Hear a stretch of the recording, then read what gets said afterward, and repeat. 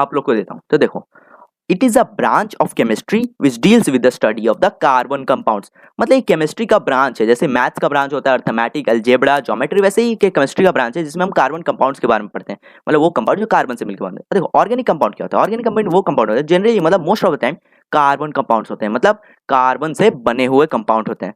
पिछले जमाने में हम लोग को ये लगता था कि in laboratory organic compound can not be synthesized, मतलब हम लेबोरेटरी में ऑर्गेनिक कंपाउंड नहीं प्रोड्यूस कर सकते, क्योंकि जो कार्बन ऑर्गेनिक कंपाउंड होते हैं वो एक वाइटल फोर्स के कारण ही ऑर्गेनिक कंपाउंड के रूप में रहते हैं।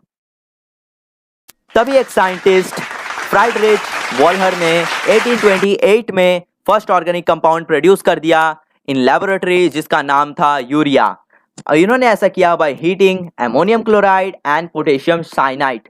अब आपको इस रिएक्शन में दिख रहा होगा आइसोमेरिज्म, तो इसकी बात हम अगले वीडियो में करने वाले हैं।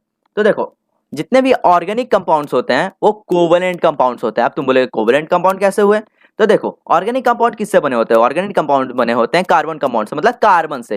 तो कार्बन की वैलेंसी कितनी होती है, तो कार्बन की वैलेंसी होती है 4। अब बोलोगे वैलेंसी मतलब क्या होता है, तो number of electrons present in the outermost shell of an atom, मतलब कितने इलेक्ट्रॉन्स प्रेजेंट है outermost shell of an atom. देखो कार्बन की एटॉमिक नंबर 6, मतलब उसका डिस्ट्रीब्यूट होगा 2,4 में। अब देखो ऑक्टेट थ्योरी क्या कहती है, ऑक्टेट थ्योरी कहते हैं every atom wants 8 electron in their outermost shell, मतलब हर एक एटम जो 8 इलेक्ट्रॉन चाहता है अपने आउटर मोस्ट शेल में। क्योंकि कार्बन के पास 4 है आउटर मोस्ट शेल में इलेक्ट्रॉन्स, तो वो ना किसी को दे सकता है और ना ही किसी से ले सकता है।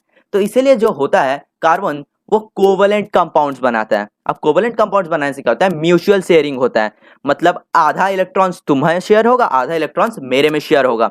अब इसी में एक आ जाता है हमारा क्वेश्चन, मतलब डिफरेंस बिटवीन। तो इस डिफरेंस बिटवीन में हम बात करने वाले हैं ऑर्गेनिक और इनऑर्गेनिक कंपाउंड्स के डिफरेंस बिटवीन में। तो पहला आ जाता है मेल्टिंग एंड बॉइलिंग पॉइंट। तो organic compounds are mostly covalent, तो कोवेलेंट होने के कारण क्या होता है, मेल्टिंग एंड बॉइलिंग पॉइंट्स होता है वो लो होता है। और सिमिलरली इनऑर्गेनिक कंपाउंड्स होते हैं आयनिक और इलेक्ट्रोकोवेलेंट कंपाउंड्स, जिससे इनका मेल्टिंग और बॉइलिंग पॉइंट हाई हो जाता है। अब सल्युबिलिटी, तो सल्युबिलिटी क्या होगा, तो ऑर्गेनिक कंपाउंड कोवेलेंट है, मतलब नॉन पोलर सॉल्वेंट्स में सल्युबल हो जाएंगे। इनऑर्गेनिक कंपाउंड्स जो होते हैं वो इलेक्ट्रोकोवेलेंट और आयनिक कंपाउंड्स होते हैं, तो ये जो है ये पोलर सॉल्वेंट्स में डिसॉल्व होंगे, जैसे कि वाटर। अब इलेक्ट्रिकल कंडक्टिविटी की बात करें तो ऑर्गेनिक कंपाउंड्स होते हैं कोवेलेंट, तो इनके पास तो आयंस होते नहीं है, तो ये नहीं बन पाते, मतलब इलेक्ट्रिक नहीं कंडक्ट कर पाते। लेकिन इनऑर्गेनिक कंपाउंड जो होते हैं वो जो होता है उनके पास आयंस होता है, इसलिए वो कंडक्ट इलेक्ट्रिसिटी कर लेते हैं। तो मिलते हैं अगले वीडियो में अगले पार्ट में।